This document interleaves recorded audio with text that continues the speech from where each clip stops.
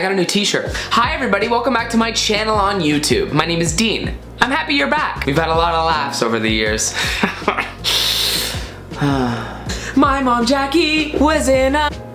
Yeah, all of that. Everybody who's watching right now, I've brought something special. Today we're gonna be talking about one of my favorite TV shows of all time, Bar Rescue.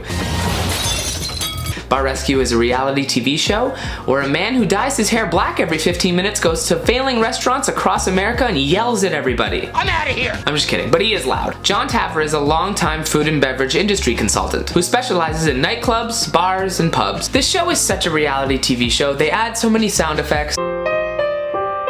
Obviously these bars made the call for help initially, and they don't know when John's gonna show up. So he shows up on a random night, and he sends in spies, like 2 people he knows that are like, you know, well versed in the bar industry, aka people who like to fucking grip it and rip it, sucker. He watches them on hidden cameras, sees how the service goes, and if it's obviously the service is bad, and then he gets the guys to come back and be like, that was terrible. He restores the bad attitudes and the bad habits of the employees and the management. Bust open the doors, break open the books, and make a call for help. I'm gonna step up for him. I also truly appreciate how exuberant he is when it comes to equality and showing that he understands that remaining progressive is so important when it comes to the restaurant industry. Prettier when you smile, Tara. You're prettier when you're not a whore, bitch. Jon Taffer is, how do I put this lightly, most of the time screaming, and he screams at people like he has all the money ever. Whether you've had a botched surgery or they screwed up your order a little bit at Starbucks, this man will go to great lengths to rectify the situation. All I know is that if I were on the show, with my track record, when I'm working at a restaurant, I'm finishing your food. As an employee of many different restaurants in the Toronto bar industry, I would wash out day 1. And I would totally be that guy who would come back after talking back to John. I would come back the next morning during the training and he'd be like, what are you doing here? And I'd be like, listen, I just thought we got off on the wrong foot. And I'm just really excited to show you what I'm capable of. I'd be such a coward. I'd be off the bat unlikable. Being screamed at for having a bad attitude, a mediocre work ethic, and just poor service in general is something I know all too well. Get the out of here, this is unbelievable! Throughout every single episode, whenever the subject comes up, this man tackles sexual harassment like that. And what I mean by that is no second chances, remove the person from the premises, and call the cops if necessary. We're gonna look at some of my favorite moments in Bar Rescue history, and we're starting off really strong, because holy shit. As soon as I started looking at this bar, I saw drunk owners. How loud that owner is. Just loud and obnoxious. Holy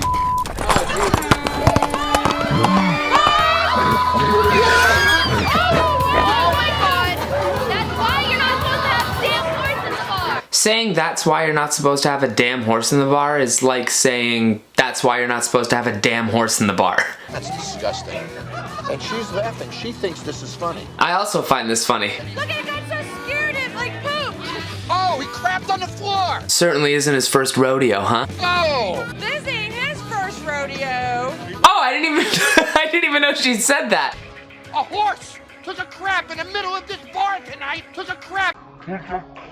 So a horse. A horse! I bet that guy was in the bar like a few hours ago and he was like, don't make me go get my fucking horse. I'll get it. And everyone was like, shut up, Richard. Actually, I'm pretty surprised that that's all the damage the horse did. You guys ever been like near a horse or seen a horse freak out? A horse walking through a door that's made for humans, already kind of astounding. Almost slipping, regaining its balance, shitting a little bit, and then leaving through the same human-sized door that it came in. It's a pretty good horse. Really dodged an 800-pound bullet that could have kicked my jaw clean off there, huh guys? This show definitely has some of my favorite moments in television history. So, took a little bit of a bath in the dish area. Okay, first of all, this guy has no idea what the difference between a shower and a bath is. Second of all, thank God it was a shower. And third of all, are you showering in the fucking dish pit? I know that that might be a disrespectful term because I've worked in many restaurants where they're like, don't call it the dish pit, it's disrespectful for the guy who works in the dish pit. Well, this guy doing that's not really helping that case, is it? Ew. Nobody eats this frickin' food! This guy's like Gabby Hanna level pissed off. Fuck you! Imagine being so pissed off you armbar a bunch of food and plates and drinks and cups. Imagine just seeing red that hard that you don't realize you have food all over your clothes. Now this is reality TV. Hey, the bitch got something to say, bitch! As you might be able to imagine, there's a lot of people quitting on the show the minute John walks in, and then some of these employees realize they're gonna have to start, you know, working. They get really mad, and then they usually quit. Now this is my last clock in forever. I love seeing a shitty, cheap restaurant owner just get called out for stealing. I gave half. Pretty good hustle, huh? Pretty good hustle, buddy. You're a selfish. Where's your integrity, man? You know what is right, and you choose not to do it. Ah, holy shit. Okay, time out. I don't think anything will be funnier than a drunk woman walking into a ceiling fan. I love seeing a stuck-up bartender have a change of heart. Talking to him right now. Go away. Just go sit down in a corner or something. After just being screamed at, and they throw a tantrum and then they quit. How about these assholes, huh? Tara, why is your butt hanging out? Bitch. That bitch. I've never seen employees talk to each other like this in my life. It might be an America thing. You're calling me a vagina? I'm just trying to remain optimistic here. That's what I do. You know me. Sometimes if a guy's such an asshole behind the bar, I'm like, well, he probably makes a mean cocktail. Not this guy. Shitty at both. Being a human being and being a bartender. Can I make it old-fashioned? I'd look it up on my phone. What? That's some pretty sour, man. Whatever, you know. Whatever, you know, pretend to care. Inside voices, please. Listen to this guy's answer when he was called out on not knowing how to make the drinks that are on his menu. I know how to make them. Just because it's not exactly to their taste doesn't mean that I'm doing it wrong. There's no way anyone can hear that answer and then go, oh, okay, for sure. Sorry. And hey man, yeah, it does. Chill out or get out. I don't go to your bar and act like a Other than the 3 customers I sent in, those were the only 4 people in the whole bar. I think I hate this guy more because I know like 25 dudes who look just like him. She's a big girl. She can handle a big one. Oh, I came out really wrong. I apologize. I hate how every dude who works in a bar thinks they're fucking hilarious. The only people who work at bars that I truly respect are the ones that are just working their way through school. Good job, you're a hustler. If you are a self-proclaimed master mixologist, all I see is a 42-year-old guy who's settled. Ow, I got lime juice inside of this cut that hasn't healed for 3 weeks because I'm so malnourished. I know I'm coming off as a cynical asshole, but I'm talking shit from a bitter place because I couldn't do it. The amount of times I've met a chef who has a tattoo of a knife, and in the blade of the knife is the skyline of the city that he's cooking in. I'm fully aware that to other people who have worked with me, I've come off as the guy who's just going through the motions, the guy who thinks he's too good to be there, the guy who won't come out of the closet, and the guy who you can hear before you see. During the intro of the show, they say that running a bar is a science. I don't truly believe that, and I know that's probably gonna ruffle some fucking feathers, but I don't really care. You just gotta make sure you have honest workers, good people, attentiveness. You gotta give everyone the tools to succeed, a nice environment, team building exercises, all that kind of shit. Like, listen, if that's a science, then call me Isaac fucking Newton. I don't know. It's just food, drinks, and people, okay? And guess what? Alcohol gets involved sometimes. People can get messy. So, to the people who go to restaurants and bars, be nice to the people who serve you, and to the servers and bartenders out there, chill. Just, like, actually relax. Time is only going forward, and it's just drinks, food, and people, okay? Don't get greedy, don't become an asshole, alright? Humble yourself, because shit could be a lot worse. Work's not supposed to be a breeze all the time, it's supposed to get annoying. So when it gets annoying, deal with it. I just wanted to show you guys some of my favorite clips from this show. I didn't really want to do too much of a deep dive. I think I found the perfect way to end this video. I thought I'd put together a compilation of some of my favorite people that I've ever worked with talking about what it was like to work with me, because I was a ridiculous person to work with. So here you go, guys. Enjoy.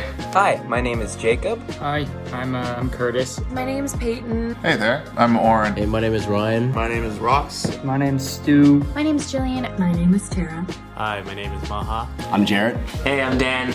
Okay, I'm gonna make this quick. Hi, I'm Morgan. I worked with Dean very briefly. I worked with Dean in 2017 and 2018, and he is terrible. But long enough to know I will never work with him again.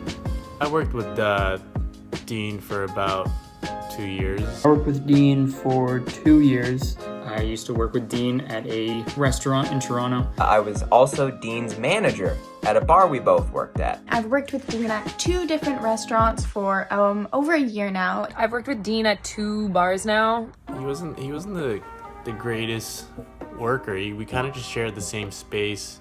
Wow. Dean as a barback. Dean was to the restaurant team as a mascot is to a professional sports team. This guy trained me, so you can imagine how that went. After that experience, I can honestly say he is not built for that line of work or that industry. There's nothing quite like hiring your best friend and then constantly being let down by your best friend. Working with Dean is like babysitting a toddler. Dean was notorious for running through the restaurant. And if you were to be like, hey Dean, stop running, he'd turn around and be like, stop running. Dean would just like fart at you out of his mouth. It was really fun. I asked my manager, I'm like, have you seen Dean? Definitely loved working with Dean. However, I wouldn't describe necessarily what Dean did at work as a work. And he's like, yeah, he left. I was like, we're not even close to being done. We have so much more to do. Are you kidding me? He was a bad employee, you know, just not very good. I wasn't very good either, but I had like a little bit of integrity, I think. Dean is a morale boost guy. We would be closing the bar together, and Dean would come into the manager's office and tell me all the stuff that he had finished and that he was done all of his tasks for the night, and then he would say, can I leave now? And I would say, sure, you're my best friend. I trust you. We called Dean, and he has left the restaurant because he has to make a booty call on time. I was there until 4:45 in the morning closing my bar because he had to go get laid. Not being able to lift a keg, or at least pretending like you're not able to lift a keg. Did I like working with him? I liked having his presence. Late all the time, didn't really help, but one night we were, me, Dean, and Jacob, we were out drinking, and we go to the bar that we work at to hang out and get drinks, right? And Dean was very drunk. And then I would probably send Dean a text around 5 in the morning because I was there cleaning and fixing up all the stuff that he said he did, but he actually didn't do. He was belligerent, like the most drunk you could ever be, I think. And he went into the staff bathroom, because I guess he was staff at the time, but wasn't on shift. Went into the staff bathroom and peed on just everything. The walls, people's shit. So yeah, next day he came in for his shift, late, obviously, and I had to watch him get fired. Good worker, really funny dude. You choose which one you really want to work with. If you give him a list of things to do and he's not doing them and you don't know where he is, check the host stand. He will be there flirting with anyone who will listen. You can never get anything done. So fun to work with, but if you're gonna act like that, just come in as a patron. Dean was the only person in the restaurant to ever get the feedback of you can't take pictures of your genitalia and post them on social media when you're clocked in. If you were like in a bad mood, he would always lighten the mood and just knew how to have a good time, but it wouldn't necessarily say that he had a strong work ethic at a restaurant. Work ethic? Number one question was, where's Dean? Dean is not a good employee.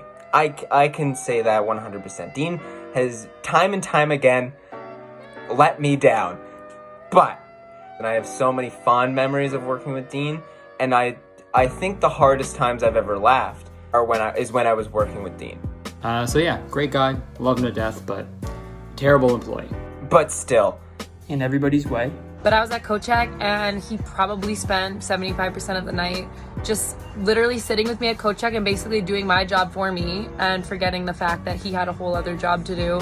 I paid Dean $15 if he would bring me tea. I made it through my shift because of him. Shout out to Dean. Man, that was, I appreciate you doing that for me that night. I used to work with Dean for a couple years in the bar industry, and on my first day at one spot, I approached Dean because he was supposed to train me, and he looked at me and he's like, I don't know, man, pick up some cups, and just walked away. No, Dean. Thanks, buddy. Appreciate it. I mean, can we say he worked really hard when he was at work? Barely. Dean's the hardest working person I know. And I look over at Dean, and he's sitting in front of a full dishwasher, and he's texting. And then he puts his phone up on a shelf, cracks his back, and slowly half-asses it for the rest of the fucking night. That's probably why I have cancer. So one night we needed a bar back, and we called Dean on a whim, and he came by. We're like running super low on glasses. I once caught Dean brings them all over, throwing out perfectly fine glassware because he didn't want to clean it.